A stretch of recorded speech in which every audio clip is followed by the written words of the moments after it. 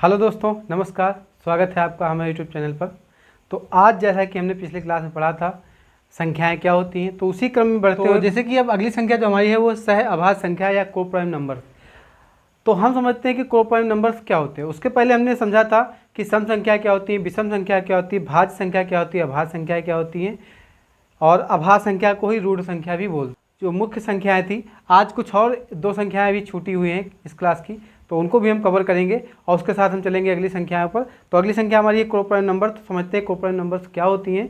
तो ऐसी संख्याएं, ऐसी दो संख्याएं जिनका कॉमन फैक्टर 1 हो, यानी कि जो उनका कॉमन फैक्टर हो मैक्सिमम 1 ही हो, उसके सिवा और कुछ ना हो। तो ऐसी संख्याएं जब होती है तो उनको हम बोलते हैं को प्राइम नंबर्स या सह अभाज्य संख्या। यानी कि अगर हम लिखें तो ऐसी संख्याएं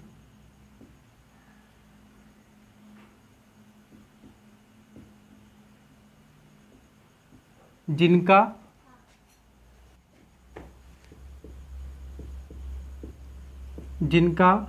उभयनिष्ठ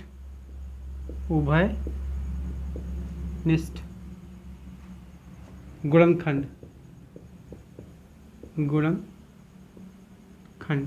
या कॉमन फैक्टर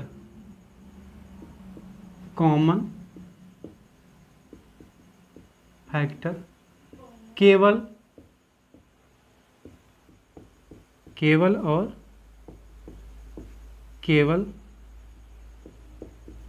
एक यानी कि 1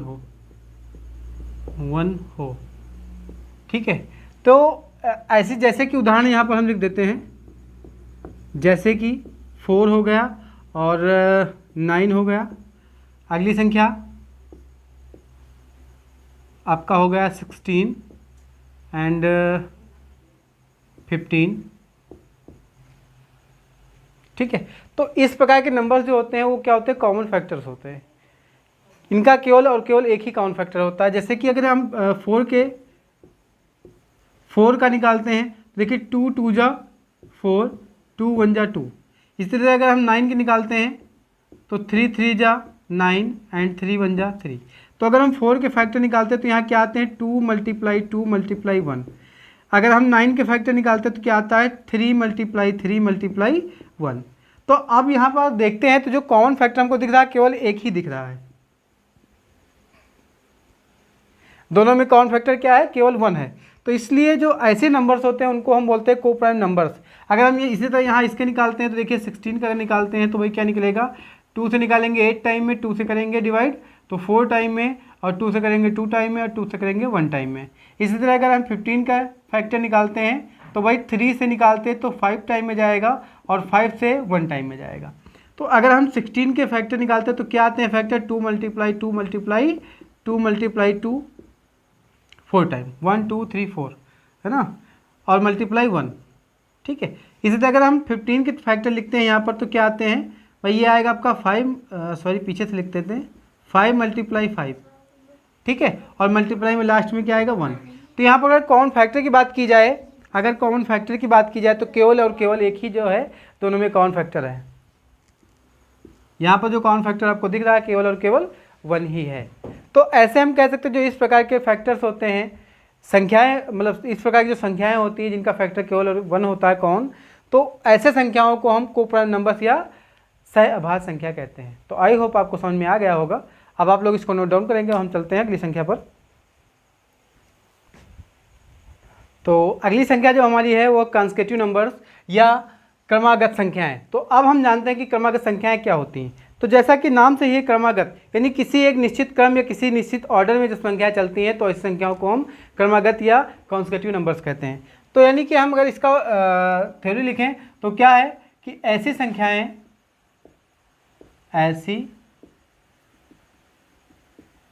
संख्याएं जो किसी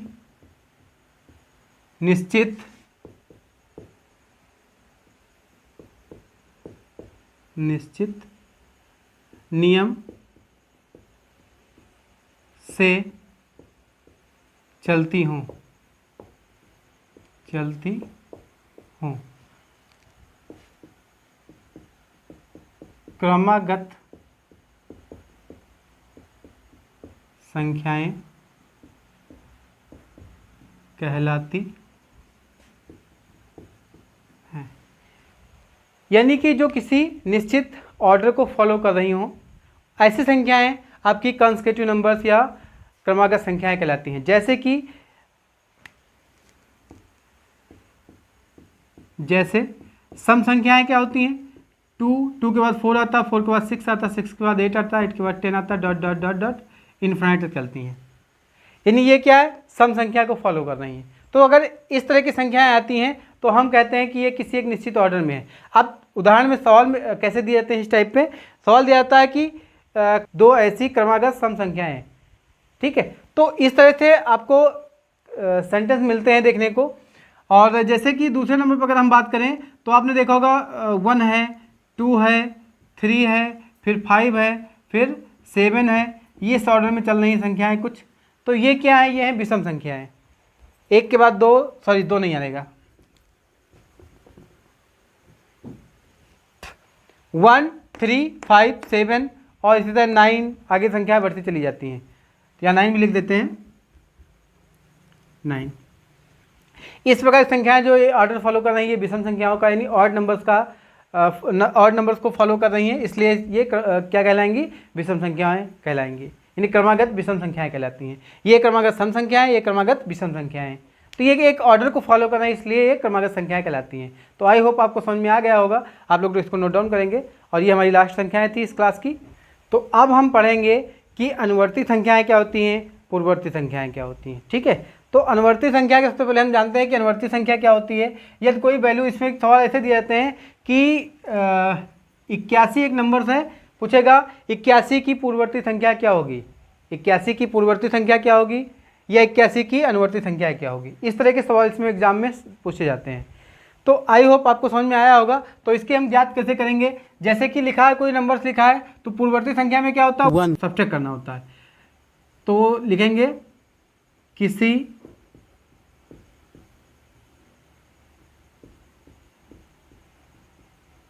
संख्या में एक घटाने पर हमें पूर्ववर्ती संख्या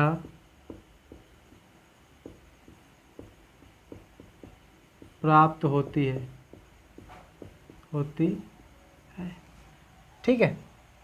यानी कि कोई संख्या अगर दी गई है तो उसमें से अगर हम एक घटा देते हैं तो वो पूर्ववर्ती हो जाएगी। पूर्ववर्ती मतलब पूर्व, पीछे। पूर्व मतलब क्या होता है? पीछे। तो एक संख्या पीछे, एक संख्या पीछे जो होती है वही आपकी पूर्ववर्ती संख्या कहलाती है, ठीक है। तो अगर जैसे लिखा गया कि कहा गया कि 81 है, 81 की पूर्ववर्ती क्या होगी? तो 81 की पूर्ववर्ती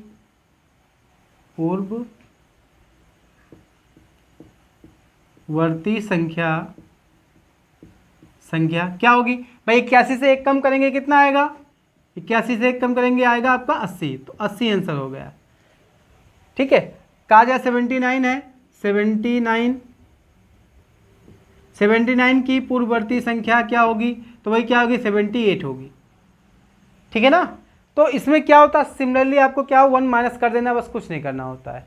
अगर पूर्ववर्ती पूछता है तो उसमें आपको सिमिलरली क्या करना है? सिर्फ एक घटा देना है, बस ये आपकी पूर्ववर्ती हो गई। अगर उत्तरवर्ती या अनुवर्ती की बात की जाए, उत्तरवर्ती भी कहते हैं इसको और अनुवर्ती भी कहते हैं। तो अगर उत्तरवर्ती या अनुवर्ती की बात की जाती है तो इसमें एक आपको ऐड करना होता है। तो हमें क्या, किसी संख्या यदि किसी संख्या में एक जोड़ दिया जाता है,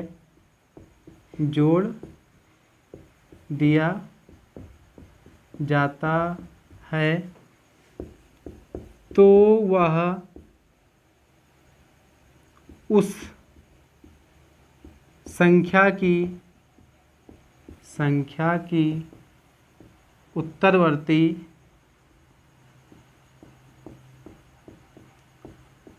उत्तरवर्ती या अनुवर्ती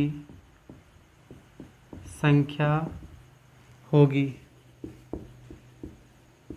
ठीक है, यानी कि यदि किसी संख्या में एक जोड़ दिया जाता है, ठीक है, तो यह उत्तरवर्ती या अनुवर्ती संख्या होती है। जैसे कि यहाँ अभी 81 ही क्या कहा जाए, 81 की उत्तरवर्ती, 81 की उत्तरवर्ती या अनुवर्ती संख्या क्या होगी भाई? 81 से एक घटाएंगे तो कितना आएगा? 80, यानी 80 आपकी जो क्या है? उत्तरवर्ती है। 81 की जो 80 है वो क्या है? उत्तरवर्ती।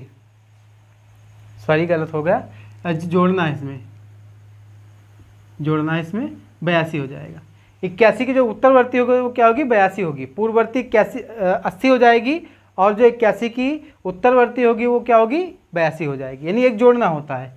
अगर कहा जाए यहीं पर कि 18 है, 18 की उत्तरवर्ती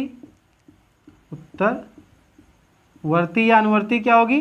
तो भाई 18 और +1 बराबर 19, तो आपकी जो संख्या 19 होगी वो क्या होगी? 18 की उत्तरवर्ती होगी। यानी उत्तरवर्ती में सिमिलरली क्या होता है? एक जोड़ना होता है और पूर्ववर्ती में एक घटाना होता है। बस इतना ही कंसेप्ट है। तो आई होप आपको समझ में आ गया होगा। और आज की क्लास में हम इतना देखते हैं, मिलते हैं अगली क्लास में। अब हम अगली क्लास में कुछ क्वेश्चन जो है इन संख्याओं पर पुटअप करेंगे, तो क्वेश्चन कैसे बनते हैं उन पर बात करेंगे। यदि मेरी क्लास आपको पसंद आई है तो प्लीज़ मेरे चैनल को सब्सक्राइब कीजिए और वीडियो को लाइक करें। धन्यवाद।